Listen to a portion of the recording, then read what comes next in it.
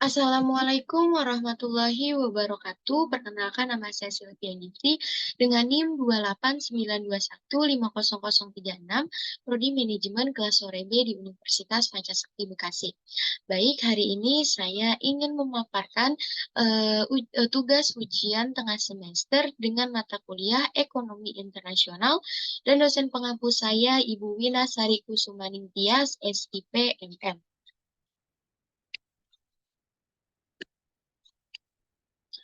Untuk saat yang pertama, di sini ada penjelasan ekonomi internasional. Pengertian ekonomi internasional.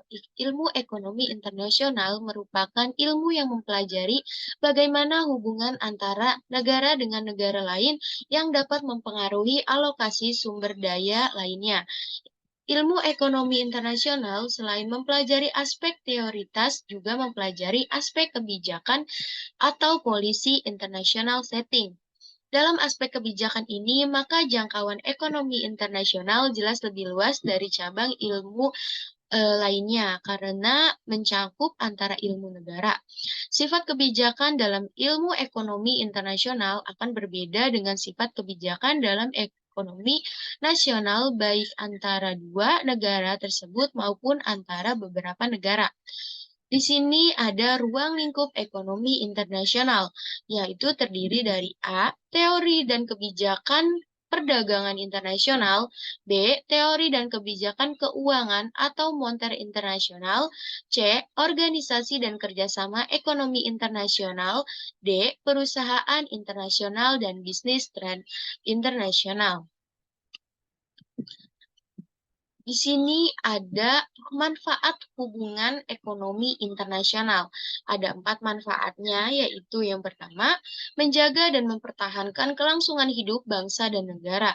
Kedua, menunjang pelaksanaan kebijakan politik dan kerjasama antar luar negeri yang digunakan untuk kepentingan nasional, terutama untuk kepentingan pembangunan di segala bidang.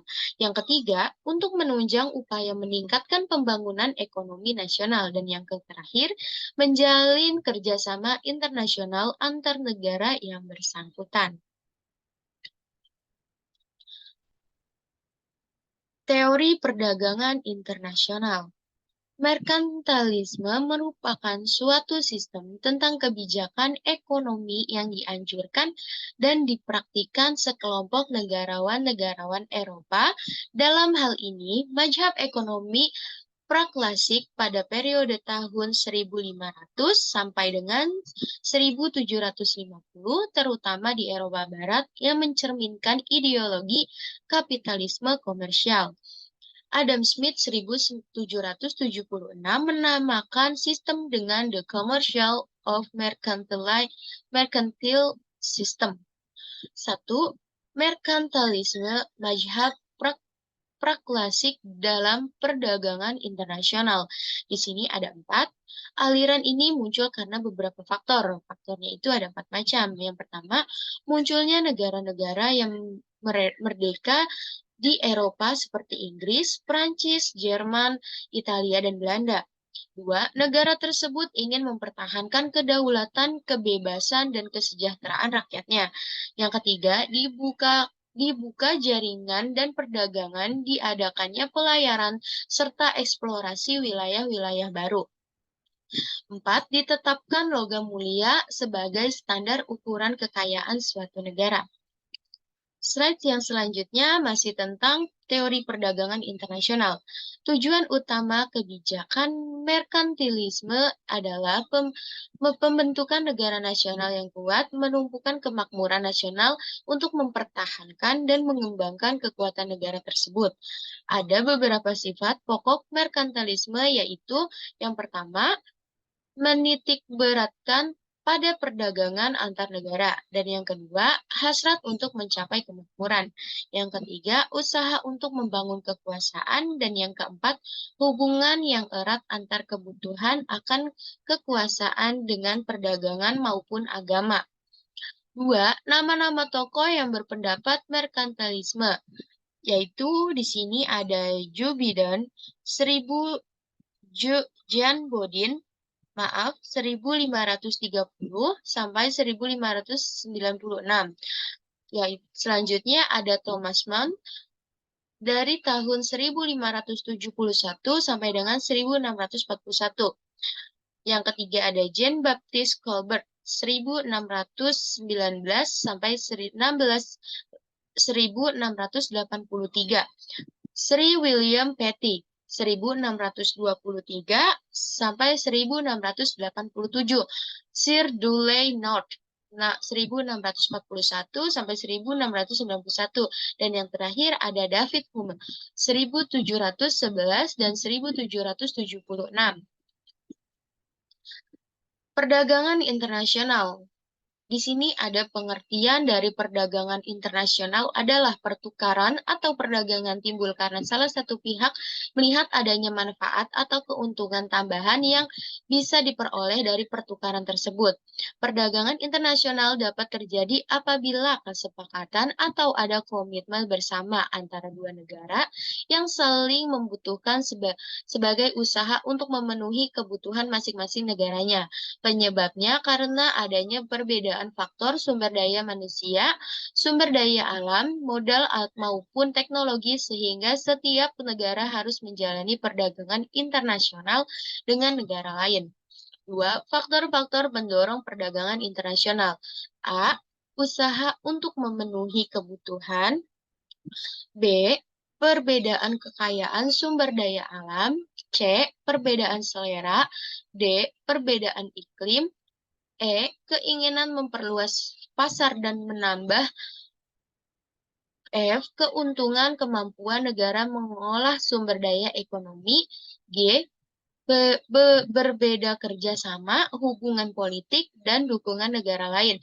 Dan yang terakhir, penerapan teknologi dan penghematan biaya produksi efisien. Lembaga-lembaga ekonomi dan perdagangan. Yaitu di sini ada Bank Dunia, World Bank, selanjutnya ada Dana Moneter Internasional, International Monetary Fund, IMF, Masyarakat Ekonomi Eropa, European Economic Community, EEC, Perhimpunan Bangsa-Bangsa Asia Tenggara atau ASEAN, Kerjasama Ekonomi Wilayah Asia Pasifik, Asia Pacific Economic Cooperation. Selanjutnya ada kelompok antar pemerintah bagi Indonesia, Intergovernmental Group on Indonesia. Yang selanjutnya ada kelompok konsultan bagi Indonesia atau Consultative Group on Indonesia. Slide selanjutnya di sini ada integritas ekonomi dan perdagangan internasional.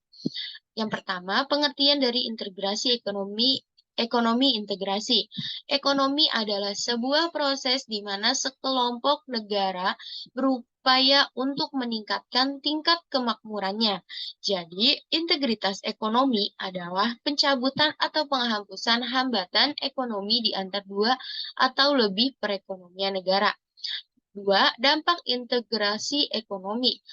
Ketika integrasi ekonomi berlangsung, terjadi perlakuan diskriminatif antara negara anggota dan negara-negara bukan anggota integrasi di dalam pelaksanaan perdagangan, sehingga akan memberikan dampak kreasi dan dampak diversi bagi negara-negara anggota. Untuk yang selanjutnya, di sini ada sistem pembayaran internasional. Sistem penjelasannya adalah sistem pembayaran internasional adalah pembayaran berdasarkan transaksi yang dilaksanakan oleh negara-negara yang berkecimpung dalam perdagangan internasional. Sebagai hasil dari kesepakatan yang sebelumnya telah disetujui bersama, yaitu di sini ada satu pertukaran barter. Pertukaran atau barter. Suatu negara untuk mengimpor barang yang jumlahnya lebih besar daripada produksi ekspornya. 2. Definisi dan surplus neraca pembayaran.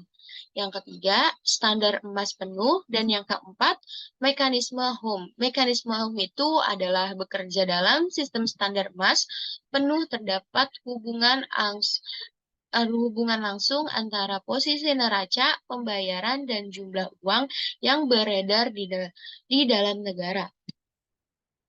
Baik, cukup sekian presentasi dari saya. Mohon maaf apabila ada kata-kata yang salah atau pemaparan yang kurang jelas. Wabillahi taufiq wal hidayah. Wassalamualaikum warahmatullahi wabarakatuh.